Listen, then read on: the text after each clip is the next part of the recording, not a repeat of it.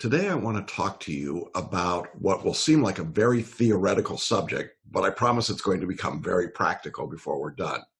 The subject is putting together two very different fields of study, the human potential movement and the test design and test taking movements. Now, these two movements together have operated in essentially different spheres. And over the past 10 years or so, they've started to have an overlap. And the overlap is what we're going to talk about today.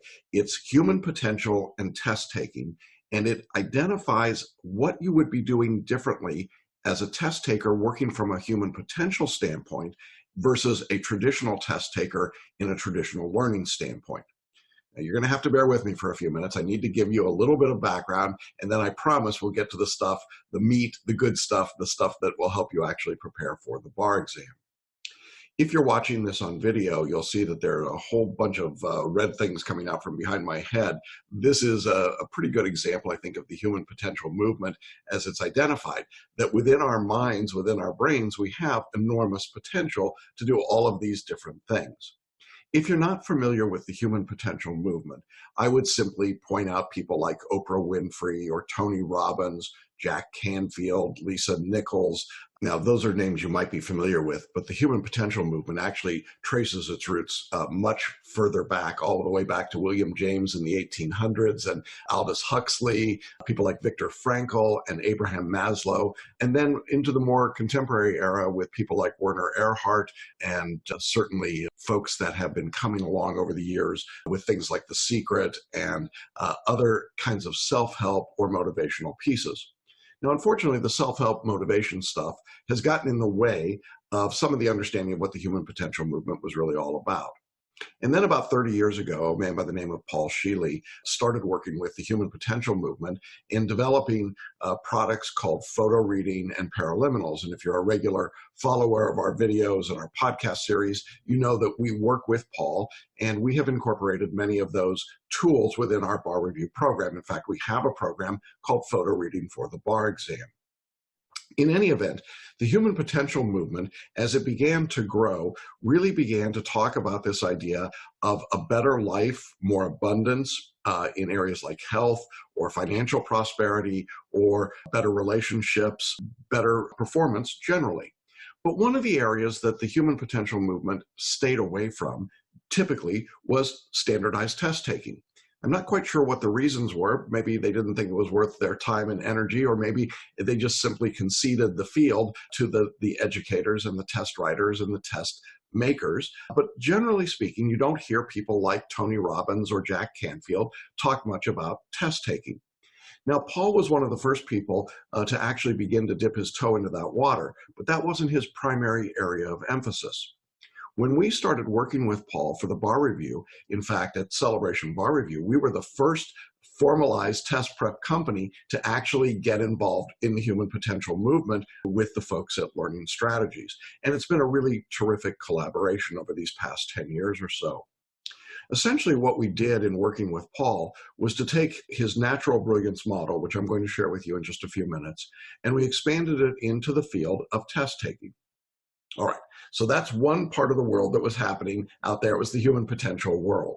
Now, at the same time that human potential movement was growing and taking shape and finding its roots or legs, there was a whole nother field of work going on in academia around test making and test taking. The traditional forms of testing have obviously evolved over the years. If we go all the way back to Socrates, the Socratic method was really a method of teaching and learning in which the instructor engaged with the students in a back and forth dialogue, and that was the earliest form of test taking. Over the years, test taking evolved or devolved, if you will, into something that was more of a rote memorization and recitation kind of technique. And in the early schools in the United States, certainly back in the early 1700s, early 1800s, we were still teaching in a very traditional, here's the material and now recite that back to us.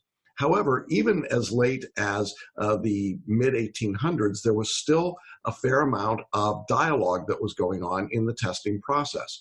In fact, if you read the stories of Abe Lincoln and how he, quote, read for the bar, that's literally what he did. He read and then was questioned in a dialogue about what he knew, and that's how he became a member of the bar. And that was the tradition for many, many years in the US. But along with industrialization and greater growth came a need for more standardized testing. And as the standardized testing world began to grow, we began to see the rise of things like the SAT and the ACT and the LSAT and the GRE and the GMAT and so on. And these were all ways in which educators felt that they could measure in a statistically significant and equitable way the growth and abilities of their students. Well, of course, there were real deficits in that basic approach to test making, test writing, test taking. Often those tests ignored real skills that people had outside of the area of just reciting information. And it was becoming increasingly clear that the tests were not particularly good predictors of how someone would perform in the real world. Now, they were particularly good predictors of how someone would do at the next level of education, particularly when that level of education used the same form of testing. So in other words, it was a self-reinforcing model. If you were good at the SAT, then you got into a good school. You took tests that modeled the SAT in college, and then you took the LSAT, and you were good at that, and you got into law school, and law school modeled what the LSAT taught, and the system simply replicated itself over and over again. But just as the human potential movement began to develop and modify itself over time, the testing movement also started to change. A man by the name of Grant Wiggins was a strong proponent of something called authentic assessment. And his work began to inform a larger body of educators, the New Schools movement, and Howard Gardner in the multiple intelligences movement.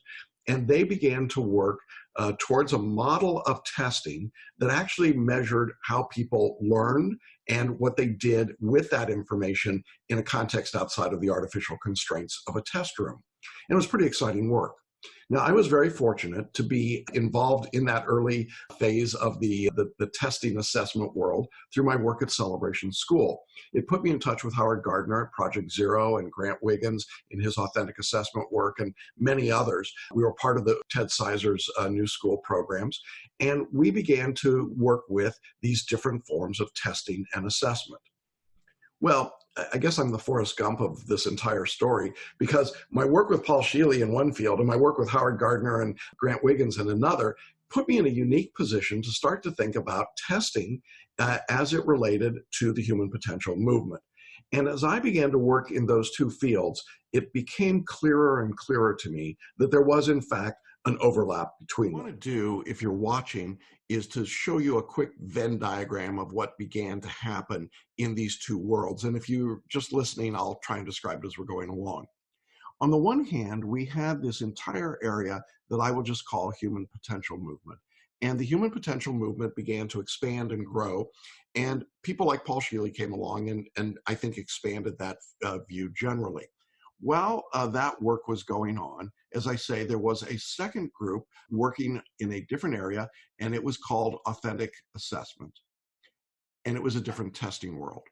Now, what became increasingly clear was that there was going to be an overlap between those two. There was a point in which the human potential movement and the authentic assessment movement could work together to form a better way of evaluating what people did and how they could prepare for it.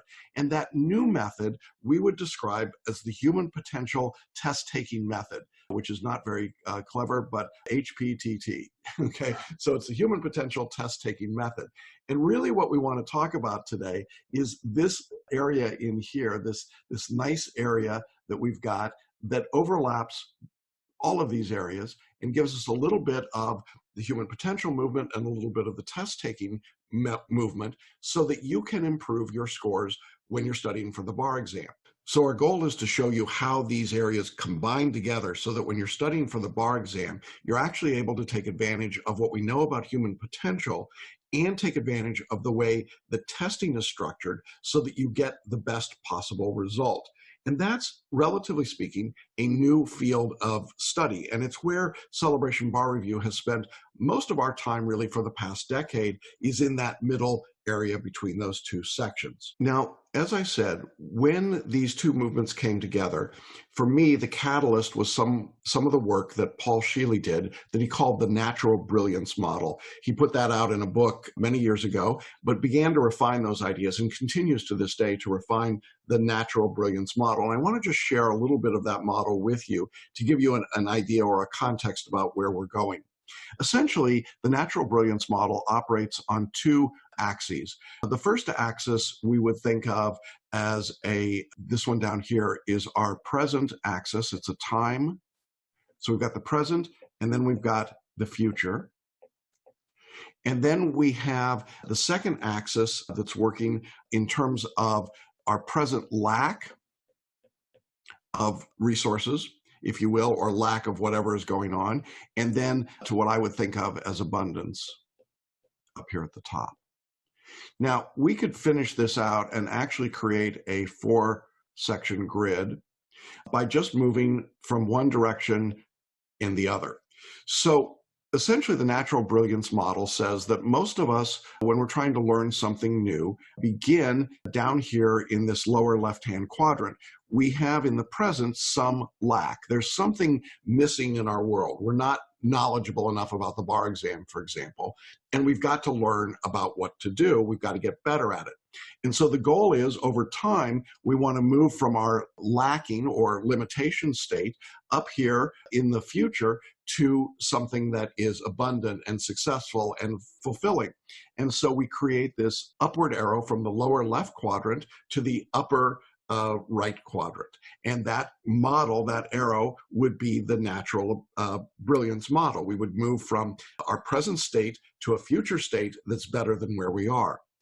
Unfortunately, in the natural brilliance model, we also have to recognize that in our present state, even though it may have limitations, there are also some things that are pretty good with where we are right now, some things we like, some things we're good at. If you're a bar taker, I know some law, I know some writing, I understand how to do IRAC, and so on. So we have this present sense, but we also know that if we move forward into the future, there is a possibility we'll lose some of what we've already got. In other words, we will move from the upper left quadrant down the opposite direction to the lower right. In the future, we will have less than we had today. This is the fear, and I've talked in other places about the 3 voices of fear. These are the voices that tell us that we're not good enough and we're in danger, and it's the voice of cynicism and the voice of judgment. And all of these things cause us to not want to move from our current level of abundance in whatever area it may be to a place where we might not have that in the future. Well, how do you reconcile those two problems? We want to go from our present lack to an abundant future, but we also don't want to give up what we've currently got. Well, as Paul began to develop his model of natural brilliance, he saw that there was a way around that. And essentially what he said was, you're going to create a circumstance in which you move around the center in something of an arrow system. We move from where we are, the things that we have that are good, we incorporate those, and we keep moving in a system that takes us towards the future, holding on to what we have without giving up what we've already got. And our goal is essentially to keep moving, to keep circulating through those quadrants so that we continue to move towards ultimately a future that's abundant. Now, all of that is very theoretical, and you're probably saying, well, what the heck does that have to do with taking the bar exam? All right, I'm going to get there. I just wanted to give you that background first. And by the way, we'll link to Paul's book, Natural Brilliance, and to some of the other information that I think would be helpful to you. So with this model in mind, here's what we've got. The goal of the human potential movement is very simply not to learn more or know more. It's actually to use your inner existing resources. It's to make full use of what's already there in your own mind, in your own brain, in your own potential. That's what's called the human potential movement. Now, the goal of testing at the same time was to measure how you use the resources that you have. And I want to be clear about this. The goal of real testing is not to measure how much you know, but how you use what you know. If you're looking for proof of that in the bar exam, I can tell you that the emergence of performance tests has been a big part and a very visible part of that movement from the theoretical world to the practical world. Can I use what I'm doing? I would also say the growth of essays as a question form rather than short answer or multiple choice also reflects this desire for an applicant to show how they reason through a problem, what they think about it, how they would resolve the problem. In fact, I think even if you look at the development of the multi-state bar exam, the multiple choice questions, you'll see that the questions that were written in the first iterations of the exam back in the 1970s tended to be much more specific about what is the specific rule. You know, here's 4 choices, which one of these choices most matches up with the rule? Today, the answer choices are much more subtle and much less about the actual recitation of the rule and the implication and application of the rule to the specific fact pattern in the problem. I think it's much more a question that's built on the idea of, can you design a question that will measure how an applicant would use what they understand about the law, much more than how much law do they actually know. All right. Now, given those 2 paradigms in front of us of human potential and testing, it's my contention that today we are at an amazing spot where we can actually bring those 2 together and use them for you to have more success on the bar exam. If you think about how test prep has been done for the bar exam traditionally, or in really any form of traditional standardized test prep, here's the analogy I would suggest. Essentially, what the test prep companies and mentors would say is that you come to me with an empty bucket. You don't know anything, and my job is to fill up your bucket. I'm going to put all of the information that you need into that bucket, and we're going to continue to raise the level of material in that bucket until we finally reach a tipping point.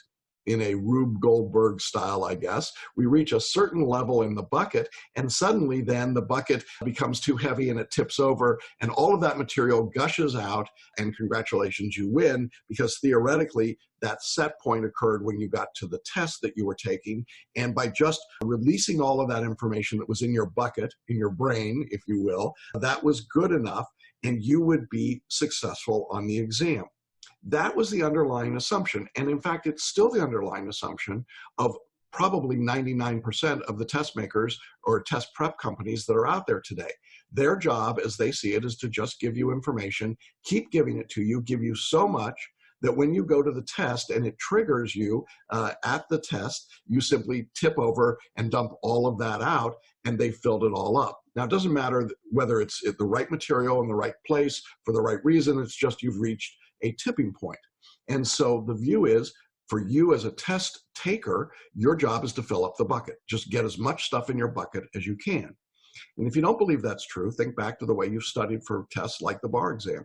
Hasn't it been, how many hours did I spend studying? How many questions did I practice? How many rules did I memorize? How much material did I cram into my brain? That is precisely what's going on. All right, now I'm going to ask you to consider a different paradigm. In a non-traditional test prep method, the more modern method, what Celebration Bar Review has led the way in doing, we view this completely differently. We believe that you come to us with a pretty full bucket already, and that is based on the human potential movement. You already have all of this great potential, and all we want to do now is unlock that potential and let it flow out. We will put some information in, but we recognize that you already come for the bar with your information from law school or from your years of practice or from your life experience. You already know a lot of information. And so we're less concerned about giving you tons of new information, although we will give you everything you need to be prepared, but we're much more interested in giving you information that is segmented in a way that you can then use it on the exam when you need it. You let it flow out. In other words, the bucket's already filled, and we can spend most of our time trying to figure out how to pour it out where it's needed and to be much more precise with how you use it. It's not the presentation of more information, it's the better use of the information that you've already got and that you are acquiring. So this model says that our primary task as a test prep company is to help you use the material you've already got. It's to help you unlock the potential that you already have within you. It is not so much taking away from that upper left-hand quadrant where there are things you already know. It's in fact using that, putting it into the cycle so that we are working together to give you the information you need and make you more effective. And so what we're doing is taking the natural brilliance model and we're applying it to bar prep and test taking. And that's, as far as I know, we're probably one of the few, maybe the only company that's significantly moved into that territory. Now, when we take the human potential model of learning, I think it's got some very interesting points of differentiation from the traditional test prep model. And I want to share some of those with you now. So what you should see on the screen, if you're watching, is a comparison of traditional test prep methodology and modern test prep methodology. And I'll walk you through it if you're just listening. The traditional test prep, remember, is based on the concept that we're trying to fill up your bucket. There are three essential components to it. The first is to cram, the second is to memorize, and the third is to recite. Now, why do we talk about those particular concepts? Well, if you think about what traditional test prep is trying to get you to do, we've only got to get the bucket filled up for a short period of time, and then we know it's going to dump out. So the most effective and efficient way to do that is to cram the material. Spend 7 or 8 weeks in the bar, putting all of that material into your brain so that it will just simply explode out. Now, I want to compare that particular model to the modern test prep model. Instead of trying to cram information into your brain, what we're doing is exactly the opposite. What we're looking to do is to help you release the information that's in your mind, your whole mind, not just your conscious brain. And you do that by noticing what's going on around you, by noticing what's in the fact pattern. What are the elements or the problems presented in the fact pattern? What are we trying to get at? What principle of law? What is the problem that's being presented to us? As we notice that problem, we then release, through a process called spontaneous activation, the information that you already have. Now, this is information that you've acquired through your photo reading, through your lectures, through your prior question practice, through all the work that you've done, both in the bar review and prior to that time. And we want to release that. So instead of trying to cram everything in, we're actually trying to release, let everything out. Very different. Now, the second thing that happens in traditional test taking is that you are told to memorize. Why do you have to memorize? Well, you're trying to put all that information into the bucket, but sometimes the bucket's got some holes in it, doesn't it? And things leak out. And so you have to memorize to hold it in the conscious mind. Now, unfortunately, our conscious brain is a finite capacity. It's like a hard drive on a computer. My hard drive is always telling me on my computer it's running out of disk space. So I have to eliminate something to put something else in. That is very much the model for a lot of bar takers. They try to memorize, but as they memorize, they're pushing other material out. That is a very difficult process, takes a lot of hours, takes a lot of energy, and it's relatively unsatisfying. I have rarely heard anyone say to me, I love to memorize things. It's really not what most of us want to do. It's not our natural way of learning either, but it is the format that traditional test preparation takes. Now, compare that to modern test prep, which says you don't have to memorize because, remember, it's already all there. It's in your non-conscious brain, the 90% you're not using. And really what you have to do is, instead of memorizing, we want you to respond to what you see. When you are reading an essay question and you come across a particular discussion, you say, oh, that's the statute of frauds problem, or that's the rule against perpetuities problem, or that's a torts negligence problem. And as you begin to respond to it intuitively from the absolute abundance of your natural brain, you begin to have lots of information. Now compare that to what a traditional test taker is doing. They see that same problem and they say, oh, that's a negligence problem. Duty, breach, causation, proximate cause, which of those out, right? And they start to work through it. But the natural brilliance model says, oh, I already know what that is. That's a problem of duty. Let's just talk about that and show how that applies in this situation. In other words, we're going to apply what we know to the problem instead of showing what we know because we filled our bucket up. So while the traditional test taker is spending hundreds of hours memorizing, the modern test taker is actually learning how to respond to the stimuli of the question by seeing the patterns that exist in the problem. So that kind of problem leads to this kind of solution. Very, very different.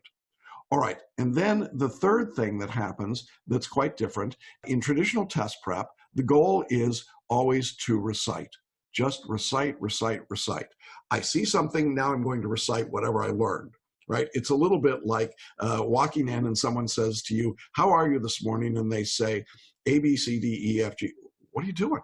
Well, I learned how to say my ABCs, and so I'm just going to give you my ABCs.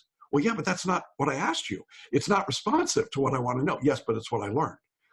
That is very much what goes on in the bar exam when people show up and they get a question and they start reciting all of the nonsensical rules, most of which aren't in dispute in the problem. It would be a little bit like going into court and saying, Your Honor, I object to that piece of evidence, but before I object, let me tell you all the rules about relevance. Well, is that your objection, counselor? No, it's not, but I learned all those rules and I want to recite them to you. Silly, isn't it? You would never dream of doing it in real life. So in modern test prep, instead of reciting rules, what we're trying to do is something quite different.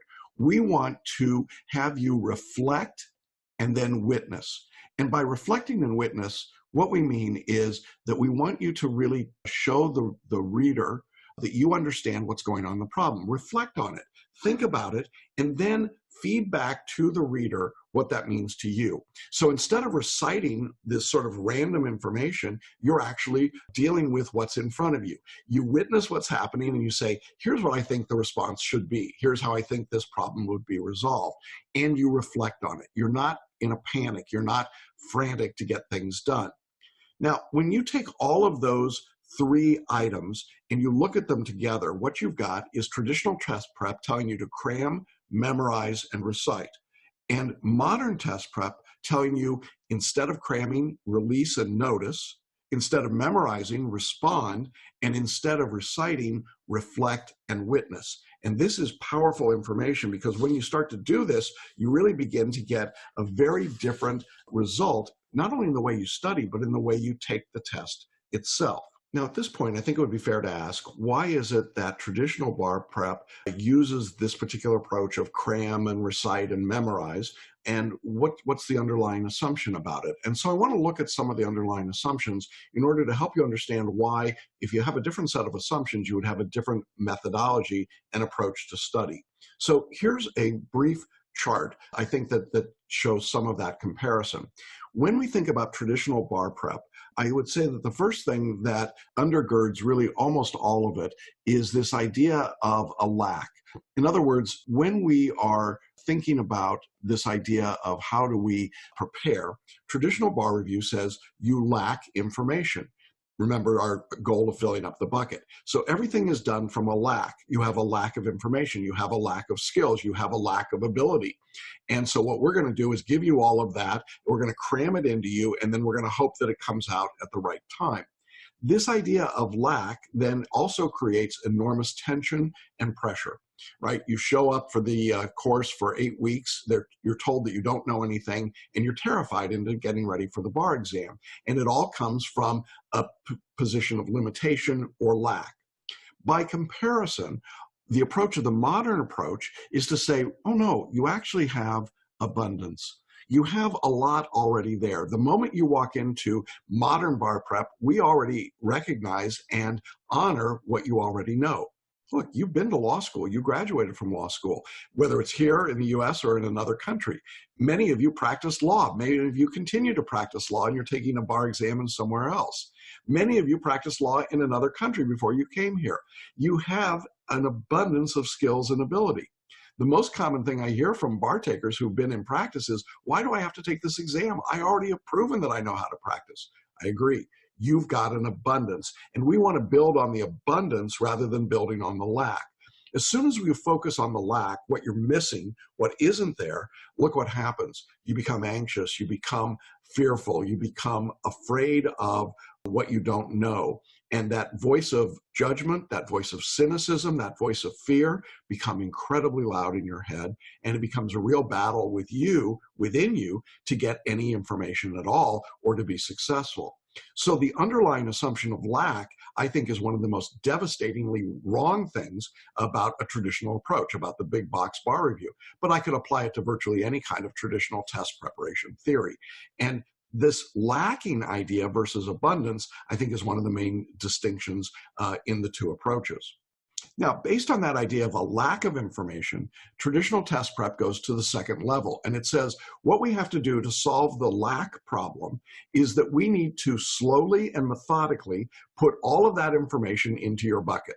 So we're going to take you through hours and hours and hours of detailed, methodical reading. We're going to have you fill in the blanks in lectures. We're going to have you do hundreds and hundreds, maybe thousands of practice questions. We're going to build it in with literally all of this work. A traditional bar review would tell you that on average, you're going to be working something on the order of 500 hours to prepare for the bar exam. And many people will tell me that they put in far more than that 500 hours. That's a lot of time to spend. The result of that, the reason for that, though, is the assumption is you start with zero. We've got to put it all in, and we've got to put it in such a way, because we're cramming it in. It's almost like trying to pack one of those U-Haul trucks. You got too much stuff for your truck, and so you end up trying to make it all fit just exactly right. And that is a very difficult thing to do, right? It's got to go in very slowly and methodically, and everything's got to fit and be jammed around.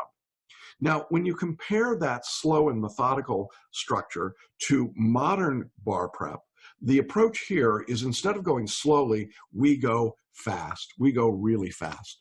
By using tools like photo reading, we can move your reading speed from the average of 110 words per minute up to as high as 25,000 words per minute. And here's the best part. At 110 words a minute, studies show that retention is somewhere on the range of 40 to 50% at tops. We'll move that number up to 75% or higher. Why? Because your non-conscious mind, your genius mind, is able to take in far more information than your conscious mind ever could, and retain it and hold it, and then give it to you when you need it. As a result, you can photo read a subject matter outline hundreds of times, because it only takes about 5 to 10 minutes to read an outline that would traditionally have taken you 10 or 15 hours to read traditionally, and you'll have better retention and understanding of the material.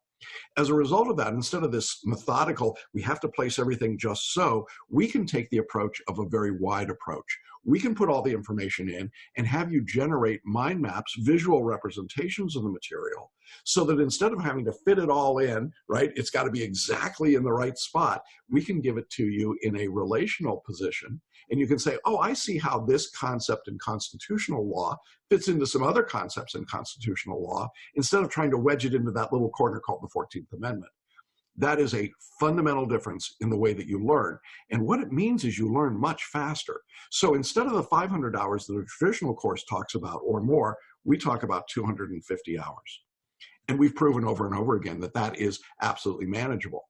Now, the practical implications of that are that if you've got a family, a full-time job, commitments outside of studying for the bar, which would you rather spend, 500 hours or 250 hours to get the same result? And here's the interesting part. The result of this slow and methodical approach is not more successful than the wide and fast approach that we use. In fact, given the same cohort of repeat bar takers, we are dramatically more effective than the big box bar reviews. So I would tell you that if you think going slower means you'll do better, that is a myth. It won't happen. And empirically, it's proven that it doesn't work that way. So something to keep in mind. Now, the third underlying assumption that I think is worth considering is this idea of zero sum. And what I mean by that is that in the traditional bar prep methodology, because we're working from this position of lack, this theory that we don't have enough, we also have to then assume that if I put new information in, at some point I am pushing other information out. It's a zero-sum game. There's a finite capacity of what I can hold, remember, memorize, and recite.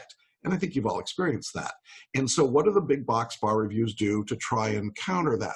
Well, a couple of different things. They'll use mnemonics, right, which I can't spell, but you get the idea.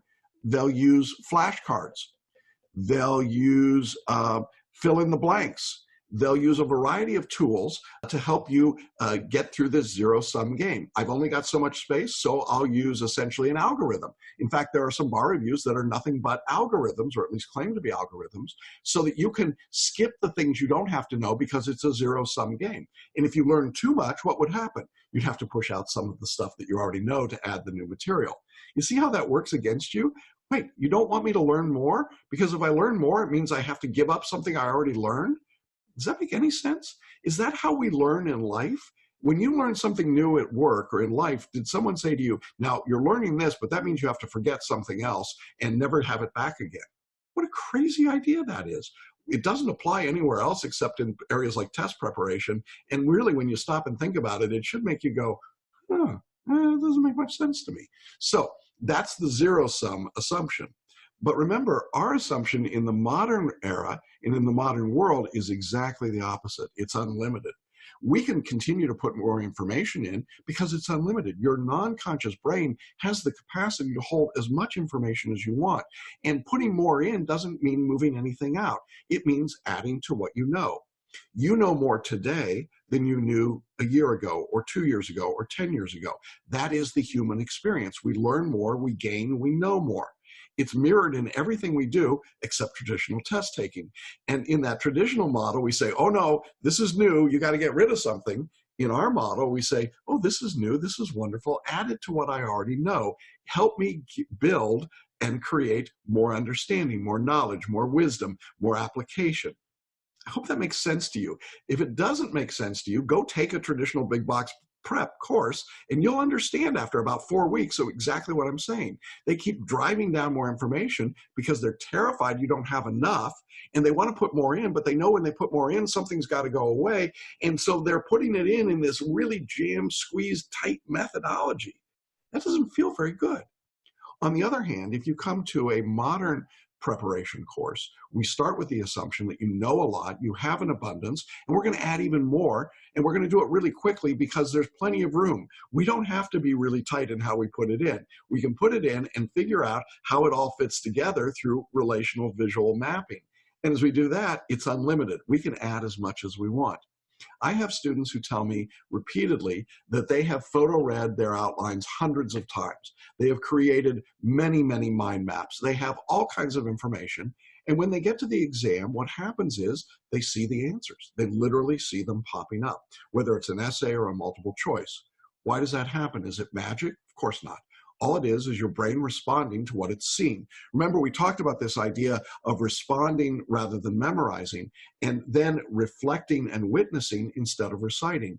And so you get a more focused, better answer to an essay or a performance test or to a multiple choice test because you're no longer trying to do something that is unnatural and ineffective. All right, well, that's a lot to absorb, I realize. But I thought it was important to get an idea of how all of this works together so that you could move from this idea of the present lack into a future where you had an abundance. And if you start with the idea, if we begin, as we talked about in our 4-quadrant picture here, if we begin here that we've already got an abundance and we start to move from that point of abundance through the areas that we recognize we could gain and grow in. So maybe I'm not so good in property right now, but I can gain and grow and add that to my repertoire. I get better. I hold on to the things I already know how to do, and I don't have to worry about a future where I have less. But in fact, I have a future where I have much more. You see, what most traditional bar prep does, and most traditional testing has done for years, is to assume that all you have to do is fill up the bucket and then hope for the best. But you know, in this day and age of more sophisticated testing, more sophisticated measurement, it's just not necessary, and it's really not even well-liked or effective. So what I would encourage you to do as you get ready for your bar exam, regardless of whether it's just a few days away or it's months away or a year or two away, is to begin to think about the model of how you want to study and learn. Is it a model that's built on the assumptions of lack or of abundance? Is it built on a model that says that we've got to go slowly and methodically, or that we can go fast and we can make it wide. Is it built on a theory of zero sum, or is it built on the idea of an unlimited potential? The human potential movement's got a lot of interesting components to it, and sometimes it's been abused, to be sure. But I think that the underlying concept that you can begin with a huge advantage just because of what you already know and what you're capable of doing is something that we've ignored for far too long. And traditional test preparation has really ignored that to, I think, the detriment of the people taking the test. So I would encourage you to consider this idea, this new model of learning, and to find out how it might apply to you. I want to encourage you, if you've got questions, to reach out to me. There'll be a link here for you to set up a free conference and consultation with me, and you can find out more about what we do and how Celebration Bar Review has been at the forefront of this new era of human potential and test taking. And then I wish you an abundant future, one that is filled with great test results, because you're actually able to show what you know and what you understand, and not what you tried to cram in order to correct a deficit.